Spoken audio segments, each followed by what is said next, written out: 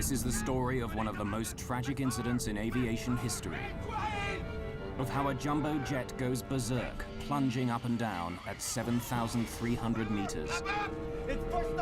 Of how an innocent mistake made years earlier puts over 500 lives at risk, and how investigators literally stumble on the reason behind the biggest single air crash in history. Japan Airlines Flight 123 is uncontrollable. Next.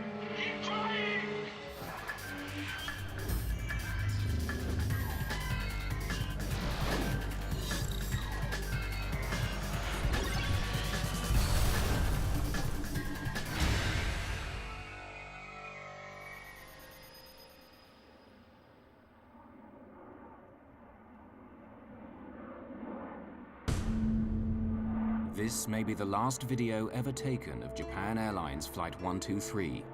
It's late summer, and millions are traveling home for a traditional Japanese holiday. Something exploded. Seatbelt, please! Fasten your seatbelt! Put on! Put the oxygen mask on, please! Japan Air 123 request. Fasten your seatbelt! Put the oxygen... The plane is only 12 minutes into its flight when terror strikes. It's out of control, plunging up and down hundreds of meters at a time. And it's headed straight into the mountains that surround Mount Fuji, the tallest mountain in Japan. On the ground, Japan Airlines staff search frantically for the cause of the problem. In Tokyo, air traffic controllers try to guide the plane to safety, while the pilots resort to desperate measures to keep the plane aloft.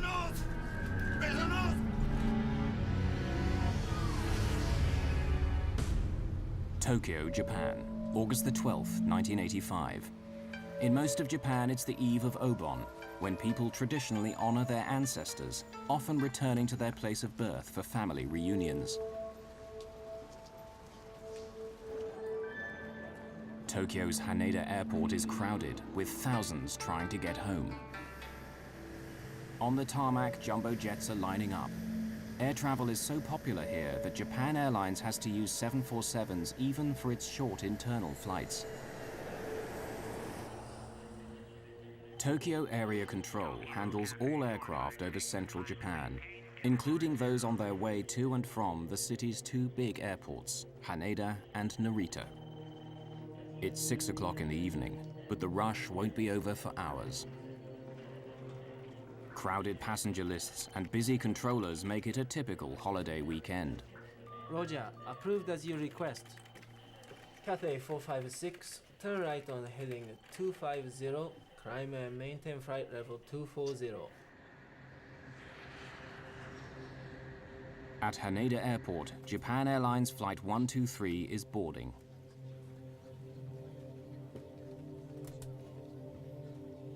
Among the passengers is young Yumi Ochiai. She's actually a flight attendant for Japan Airlines, but today she's off duty.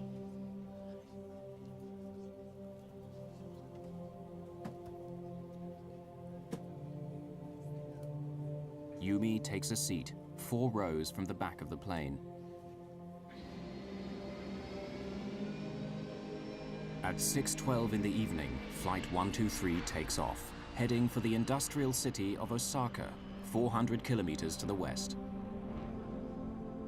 It's filled almost to capacity, 509 passengers and a crew of 15.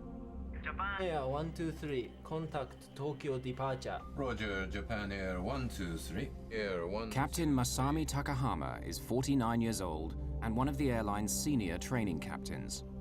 On this flight, he'll be handling the radio and keeping an eye on the first officer, who's sitting in the captain's seat. Yutaka Sasaki is flying the plane. He's hoping for promotion to captain. Hiroshi Fukuda, a veteran flight engineer, is the third man on the flight deck.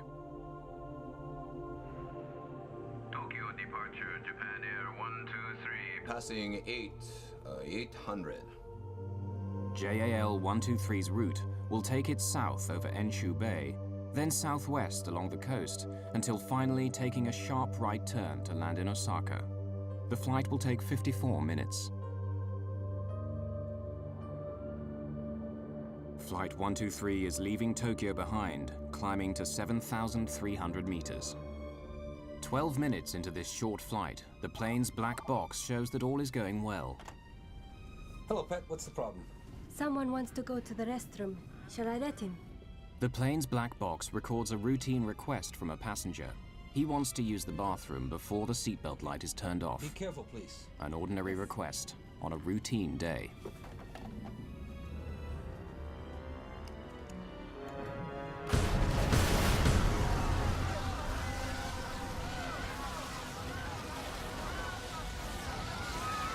Something exploded.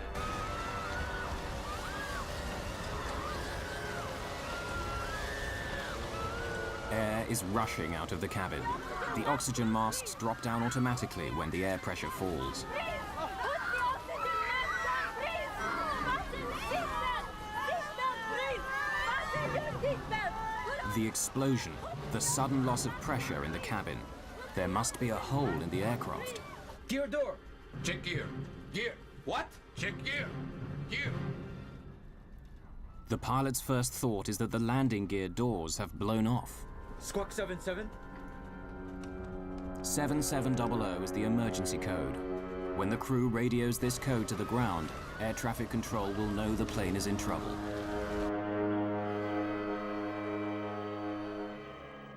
Every plane on the controller's screen carries a label giving the plane's identity. Suddenly, the label beneath Flight 123 changes. Someone in the cockpit has keyed in the emergency signal.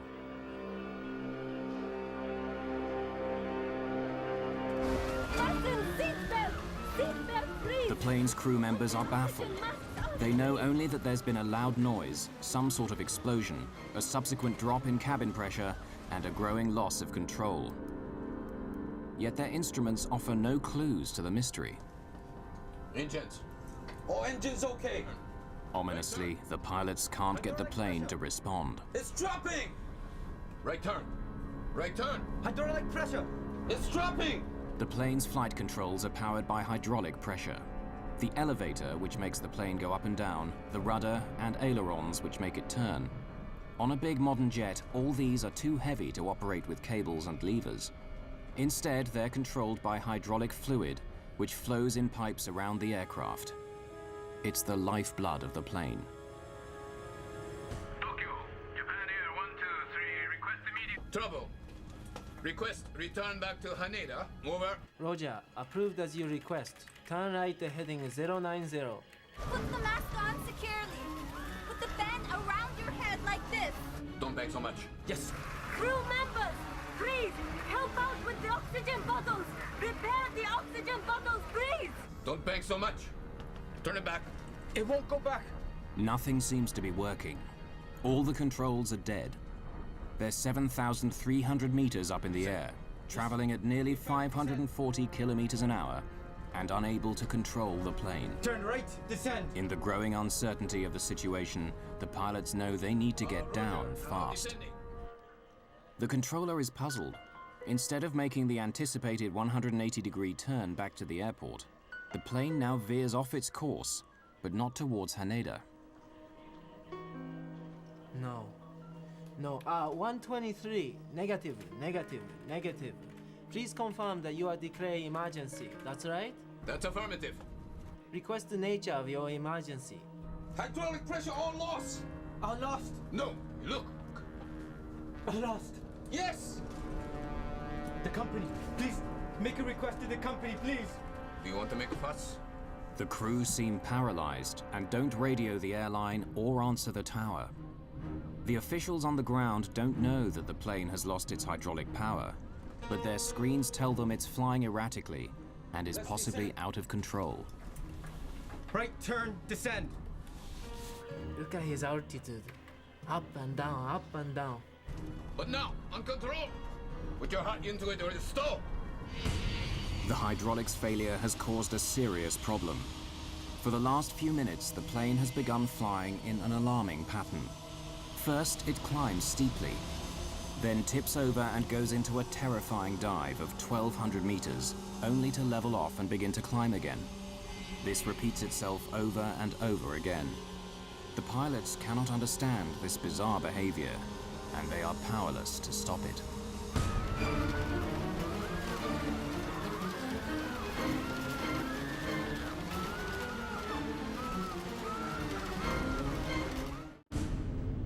Tokyo Area Control, August the 12th, 1985. The controller receives an emergency signal from a jumbo jet that left Haneda Airport 13 minutes ago. Tokyo, Japan Air 123, request immediate. Trouble. Request return back to Haneda. Over. Put the oxygen masks on! In the cabin, confusion and panic spread like wildfire.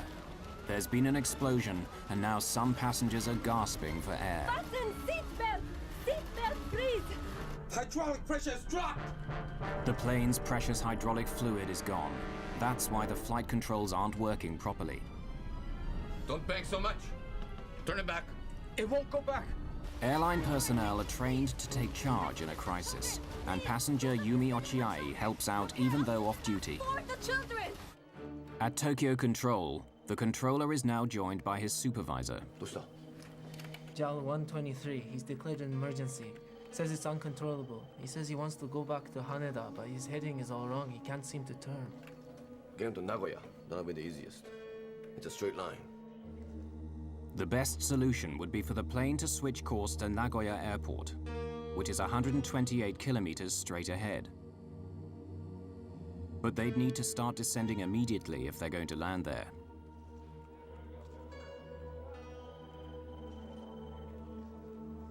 Right, your position 72 miles to Nagoya. Can you land at Nagoya? Negative. Request back to Haneda. It's a longer runway. The captain wants to try to get back to Haneda. It's a large airport and ideally suited for a jumbo 747 in an emergency. But it's in the opposite direction. If he can get it down. 123, can you descend? Roger. Now But the descending. black box shows that he doesn't descend. Without control of the aircraft, they can't. It's been 5 minutes since the explosion, and a flight attendant is finally able to call the cockpit with news about what's happened to the plane. Oh. Yes, what is it? The flight attendant tells the engineer that the explosion has occurred in the rear of the plane and may have come from the baggage compartment. So, It's the baggage compartment furthest to the rear. listen, right now the baggage compartment right at the back has collapsed. I think we'd better descend. They need to get down quickly before the passengers become unconscious. But the captain seems to be struck by a strange paralysis. All the passengers are using their masks. Shall we descend a little? The captain does not reply. It's possible that by now he and his crew are suffering from hypoxia, or lack of oxygen to the brain. The R5 pet? At this altitude, the oxygen in their blood starts to fall. First, their judgment may become impaired. Eventually, they may lose consciousness. The R5 pet? Yes, I understand. Captain, the R5 masks have stopped! At the R5 door, the situation is becoming critical. The oxygen supply has failed. The cabin crew have to give the passengers whiffs of oxygen from a gas bottle. Still, the captain and his crew seem to be drowning in confusion. I think we better make an emergency descent. Yes. Shall we use our masks too? We better. I think we better use the oxygen mask. Yes. But they don't put on their masks. No one knows why.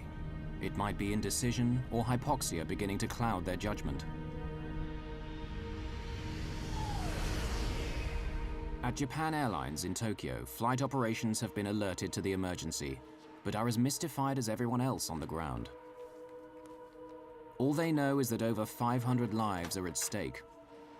It's their job to try to diagnose the problem and come up with a solution while the plane is in the air. This is Japan Air Tokyo. Tokyo Control said they received an emergency call from you. Listen, right now the R5 door has broken. Roger. Is the captain returning to Tokyo? What? Can you return to Haneda? Just a moment. We are making an emergency descent. We'll contact you again in a little while. Keep monitoring us, please. Roger. R5 door. Could it have come off? If the door has come off, that could mean an explosive decompression of the cabin as the air rushes out. Passengers may have been sucked out kilometers above the ground. But there's a worse possibility. If the door hit the tail of the aircraft, it could have damaged it. The tail keeps the plane stable. Its rudder and elevators make the plane go up and down or side to side. If the tail is damaged, flight operations will be powerless to assist them. In Tokyo, news that a Japan Airlines jumbo jet is in trouble has leaked almost immediately. Japanese television is already breaking into regular programming with live interviews. Someone saw the crippled jet fly overhead. I knew the plane was in trouble, he is saying. It was swaying back and forth. Then it disappeared in a cloud. Flight 123's meandering route has put it in range of an American Air Force base at Yokota on the northern outskirts of Tokyo. An American controller there has overheard the conversations between the plane and Tokyo Air Traffic Control. He wants to help to offer Yokota runway for landing. Japan Air 123, Japan Air 123, Yokota approach. If you hear me, contact Yokota. The pilots are preoccupied and don't respond. Since they've lost all normal control of the plane, they're now testing the throttles to see what happens. They can make the plane go faster or slower. At least they have speed at their command. As they experiment, they find that if they push the throttles forward when the plane is diving, making the engines go faster, it actually makes the plane come out of the dive and brings the nose up. And if they pull back the throttles when it's climbing, slowing the engines, the nose tips and begins to dive.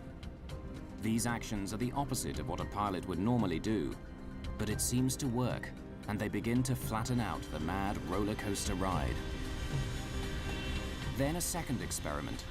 By applying more thrust to the engines on the left side of the aircraft, they manage to slowly turn the plane right in the general direction of Tokyo.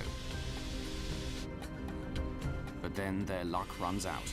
In the frantic juggling of throttles, the pilots get out of step. It drives the 747 into a frenzy. Both hands. How about gear down? Gear down! Should we put the gear down? Lowering the landing gear should slow the plane down and make it more stable. Doesn't work. Should I lower the alternate? For safety, 747s employ an electrically run system, separate from the hydraulics, that can lower the landing gear in an emergency. While the engines are turning, they still have electric power. Lowering the landing gear helps stabilize the plane. The drag of the undercarriage has a dampening effect on the pitching motion. Right. But it also destroys the directional control they were getting by applying more power to one side of the aircraft. Max power. Close to Mount Fuji, the tallest mountain in Japan, the plane makes an abrupt turn to the right and begins a terrifying dive.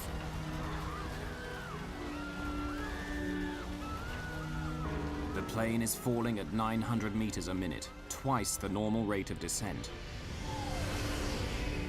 We're going down. Heavy. Is the wheel all the way? All the way. It's all the way. Heavy. Hit the gear down. Gears down! There is no need for alarm. The plane's black box records the flight attendant still trying to calm the passengers. Japan Air 123, uncontrollable. Just as suddenly, the plane comes out of its dive. They've dropped over 3,000 meters. They're now in amongst towering mountains, but at least there's more oxygen at this altitude. The pilots have been fighting the plane for an intense 22 minutes since the explosion. This may be hopeless. The hydraulic fluid is all gone. It's uncontrollable. Hey, mountain, look up. Turn right. Yes. Right. Right turn. Good day, the mountain. Max power. Applying maximum power in order to lift the nose is their only option. We're gonna hit it. Right.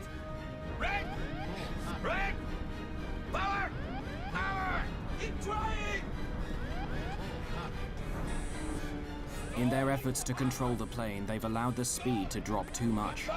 To escape the mountain, they need maximum power to generate more speed and more lift. Gaining speed. Stick with it. Stick with it. It's first all the way. We're losing altitude. Go lower the nose. It's lowering. We're going down. The passengers grasp the seriousness of the situation. Many of them prepare for the end. But increasing power to avoid the mountains has caused the plane to resume its wayward up and down motions. Raise the nose. Having run out of options, the crew is forced to repeat the same futile procedures over and over. Stop the flap. Power. They've been fighting the plane for nearly 30 minutes now. It's up. Japan Air 123, Japan Air 123, Yokota. The air traffic controllers, Japanese and American, are desperate to help, to give Flight 123 any information or reassurance they can. Request radar vector to Haneda. Roger, understood. Keep heading 090. But frustratingly, the plane continues heading off to the northwest, away from both Haneda Airport and Yokota Air Base. Now, with every rise and fall of the plane, they're barely above the mountaintops. Can you control the aircraft now? An ominous silence descends on area control. Japan Air 123, switch your radio frequency to 119.7. 119.7, please. They try changing radio frequency. If you can, change the frequency to 119.7. There is no reply. If you read come up on 119.7, we are all ready.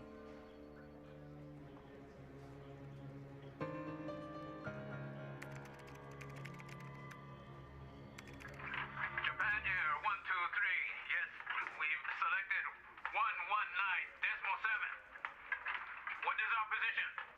Your position 4-5 miles northwest of Haneda. In the tensions of the moment, the controller is a bit confused and mistakes the plane's distance from Haneda. Northwest of Haneda. How many miles? Yes, that is correct. On our radar, you're 55 miles northwest. We are ready for your approach at any time. Yokota is also available for landing. Let us know your intentions. Over. At Haneda Airport, emergency services are being mobilized for the plane, wherever it can touch down. Yes, roger. They say we're 25 miles west of Kumagaya. Suddenly, the plane goes into a steep dive, the worst yet. Stop the flap. Power. Flap up. Flap up. Flap up. Power. Power. The plane is falling at 5,500 meters a minute. Raise the nose.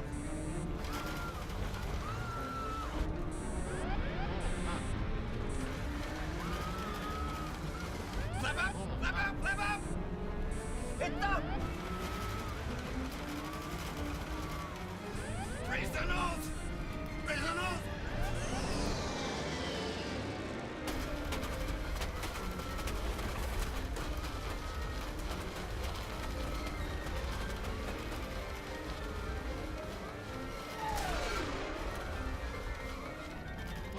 Raise the nose.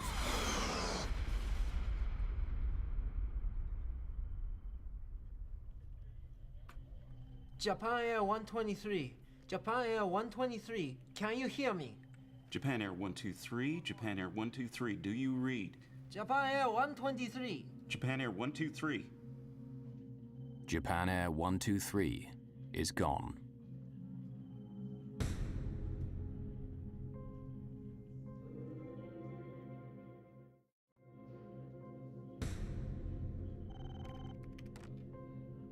At Tokyo Control, they've lost contact with a Japan Airlines jumbo jet full of passengers. An American plane flying in the area has been listening in to the drama of Flight 123 and reports seeing flames in the mountains some 100 kilometers west of Tokyo. One of the C-130 pilots later said that they even guided a rescue helicopter to the scene. and American Marines stood by ready to rappel down to the burning wreckage. But before they could do so, they were ordered to return to base. Rivalry between the various Japanese emergency forces is reported to have caused confusion and delays as the victims of the crash wait for help. During the night, the Japanese Self-Defense Force arrives on the scene. A helicopter flown by Captain Isuzu Omori finds the crash site. The pilot radios in. Minokayama, Victor 107. I see something. I see flames in about 10 spots over an area of about 300 meters square.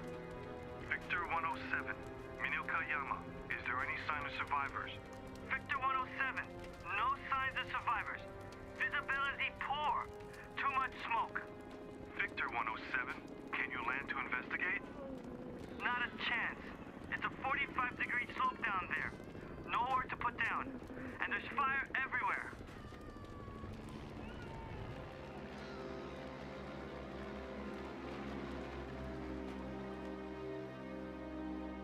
Seeing no sign of survivors and unwilling to risk a landing at night, Captain Omori returns to base.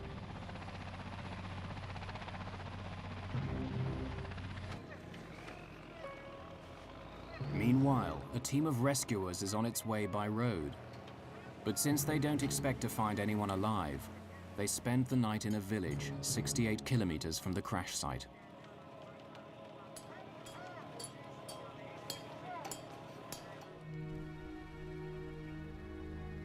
The next morning, the last moments of Flight 123 start to become clear. The 747 sliced a path through the trees near the top of Mount Osutaka, one of the mountains north of Mount Fuji. The plane finally hit a ridge several hundred meters further on and exploded. The wreckage and passengers then tumbled down the steep side of the mountain. It's now 14 hours after the crash, and the Japanese Self-Defense Force rescue team arrives at the scene.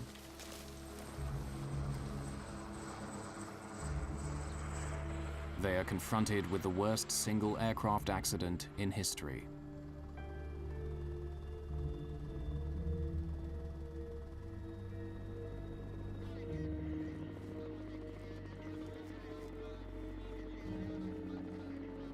They're shocked to find a survivor.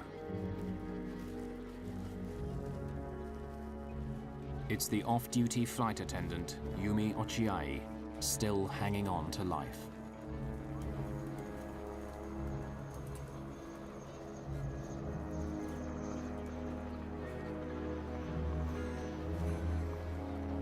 And she is not the only one. Rescuers find a 12-year-old girl wedged in the branches of a tree and airlift her to safety.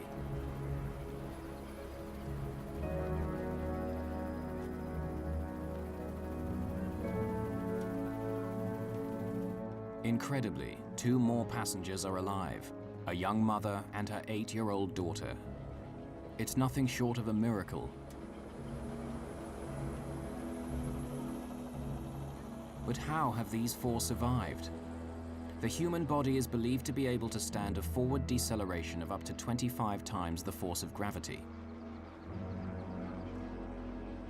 But investigators report that from the speed at which the aircraft hit the ground, those at the front of the plane experienced a sudden stop of over 100 Gs.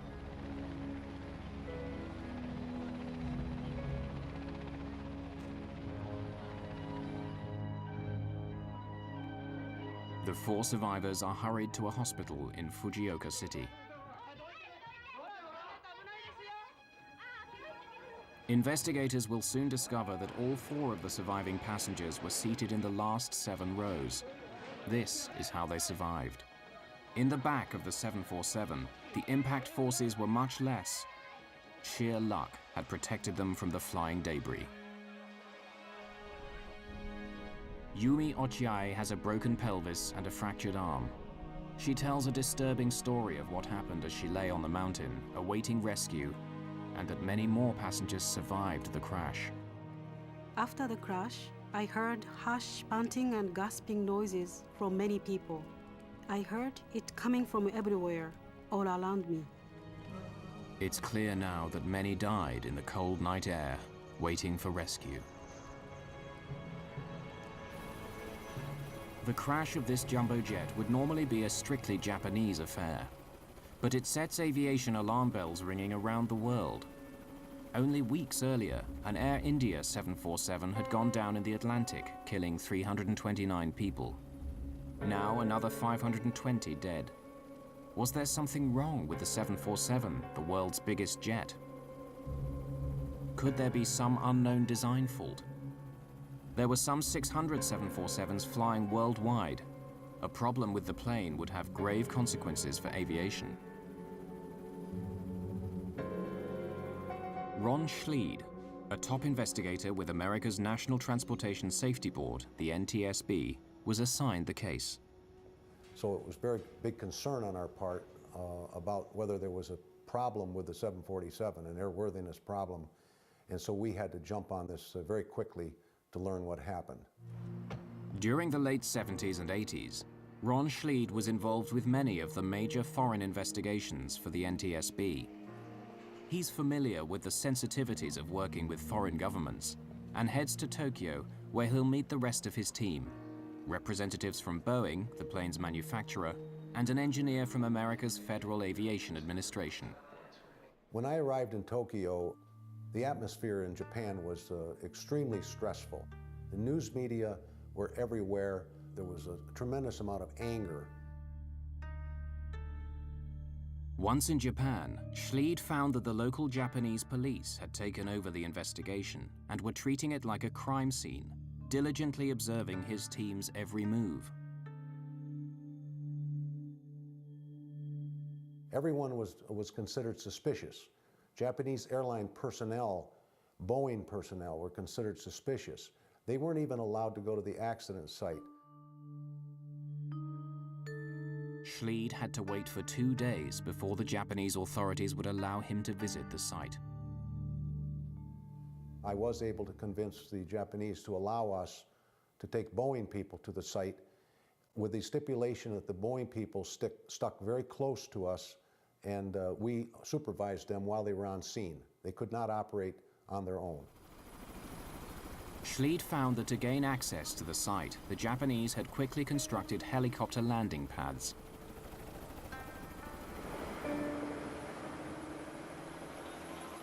It was an amazing sight to look up at this mountain and see what looked like wreckage from an airplane at a distance, but you could not recognize any part of an airplane. There were scores of helicopters in the air, landing and taking off every couple of minutes.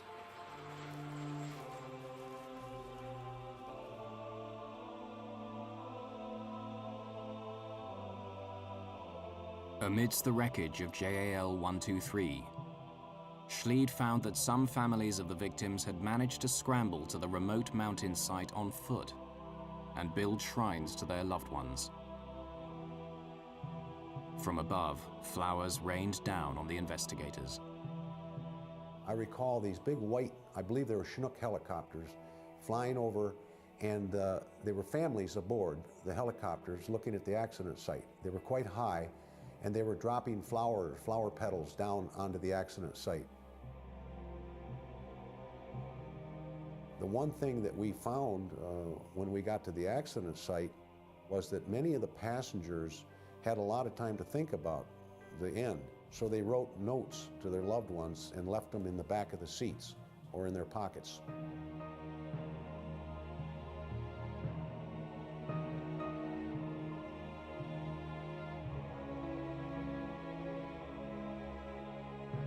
But what could have caused this disaster? Neither the heart-rending letters nor the tangled wreckage yet yield any answer to what happened to Flight 123.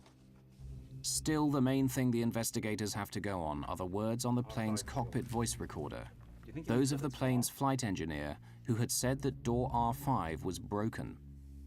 They believe that the door has somehow come off in flight, crashed into the tail, and damaged the plane's flying surfaces, the horizontal stabilizer, which makes the plane go up and down, the rudder, which controls side-to-side movement.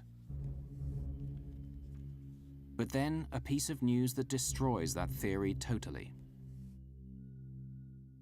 The door had not come off. It's found by the investigators amidst the wreckage. The flight engineer was wrong. Right now the R5 door has broken. The warning light on his panel led him to believe that the door had failed in flight. But the alarm may well have been set off by a short circuit in the electrical system, caused by the ceiling collapsing in the explosion. It was not a broken door that caused Flight 123 to crash. The investigators would have to look elsewhere. A photograph taken by an amateur photographer provides the first clue to the mystery of why the plane became unflyable. There's something odd about the image. Photographic technicians put it on a computer and work hard to enhance the photograph to sharpen up its blurred lines. Finally, they get a clear enough picture. The whole huge tail fin of the airplane is missing. It's what keeps the plane steady. Since most of the plane's hydraulic fluid lines pass through the fin, it starts to make sense why they lost hydraulic pressure and control of the plane.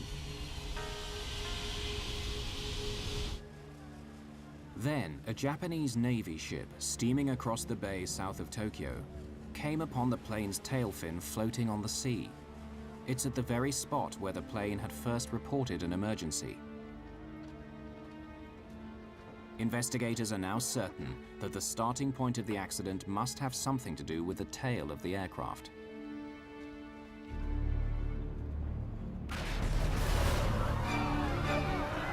They review the known facts. Something had caused the ceiling at the back of the plane to collapse. There had been an explosive decompression of the aircraft. Whatever it was also ripped off the tail fin and the main hydraulic lines with it, making the plane uncontrollable. This may be hopeless. The hydraulic fluid is all gone. Lost. Hey! Explosion, decompression, loss of the tail fin and hydraulic failure. The investigators need to find out what links these four elements together.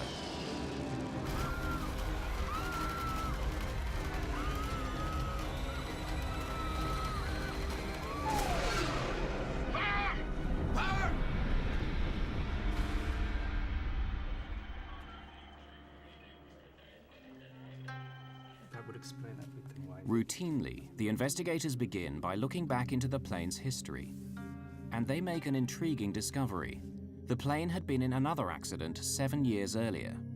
The pilot landed the plane with its nose too high. The tail struck the ground and scraped along the runway. There'd been a repair to the rear part of the airplane, including the rear pressured bulkhead. All modern jets, aircraft, when they climb, they have to be pressurized to keep the cabin to a reasonable level for the passengers. The rear pressure bulkhead is like a huge metal umbrella lying on its side at the very back of the plane. Its purpose is to stop pressurized air escaping from the cabin out through the tail of the aircraft.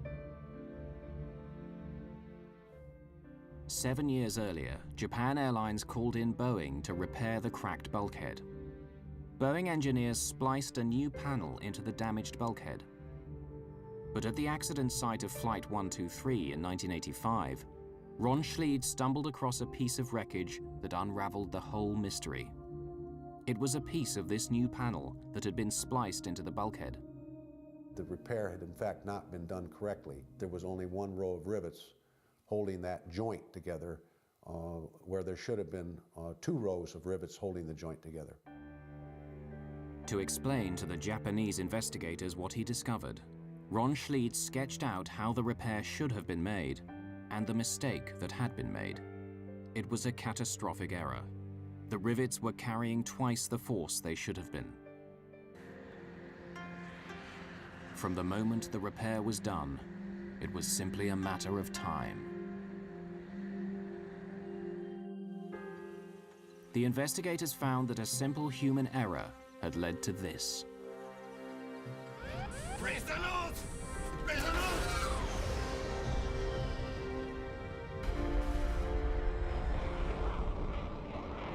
On a summer's evening in 1985, Japan Air 123 lifts off from Haneda Airport.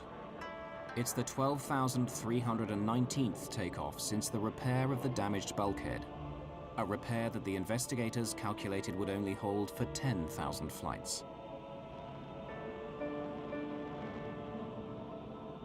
As the plane climbs to 7,300 meters, the air outside gets thinner and thinner, but the air inside the cabin is pressurized for the passenger's comfort. The difference of pressure between the passenger cabin on one side of the bulkhead and the unpressurized tail on the other stretches the bulkhead and its faulty repair to the breaking point. In a test which duplicated these conditions, cracks began to appear and lengthen around the rivet holes until the bulkhead snaps. In an instant, pressurized air from the cabin blows a hole in it 2 to 3 meters square, bringing down the ceiling around the rear toilets.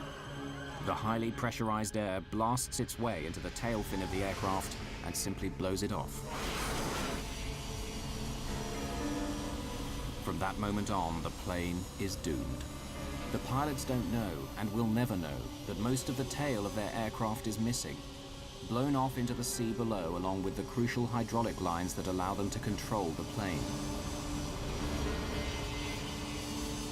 It all finally makes sense. Without the stabilizing influence of the tail, and with the loss of ability to control the rudder and flaps, the pilots cannot control the plane. The giant aircraft now oscillates in a terrifying motion called the phugoid cycle. Don't lower the nose! As the nose drops into a shallow dive, the plane gathers speed, which generates lift.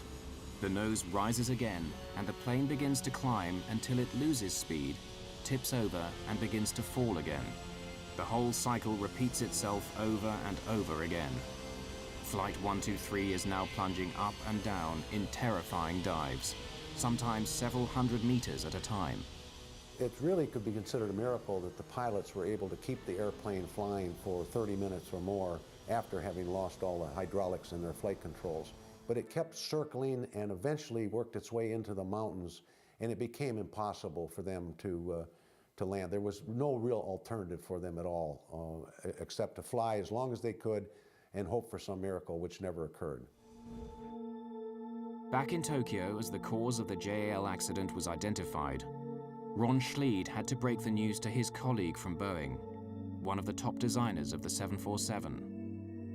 The simple truth was that a single row of rivets had been used when a double row was required.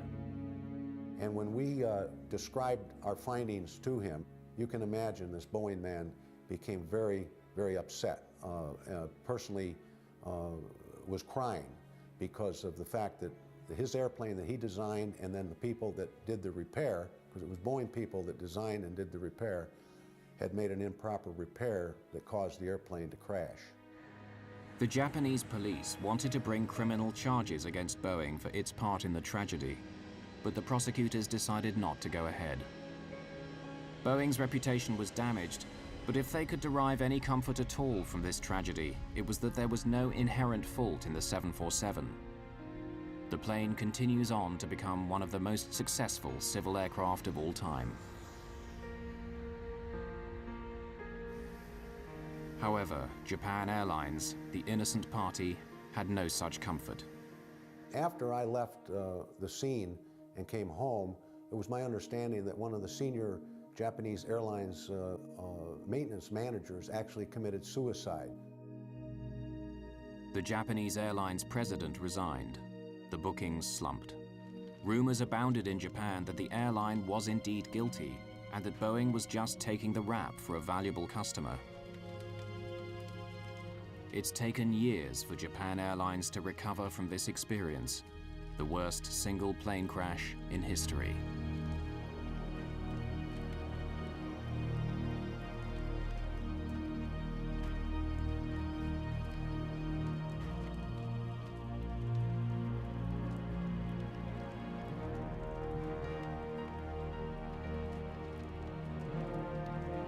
When selling carpets didn't fulfill his dreams, Tom Crutchfield began smuggling reptiles instead. Stay tuned for the real snakes on a plane in Banged Up Abroad next.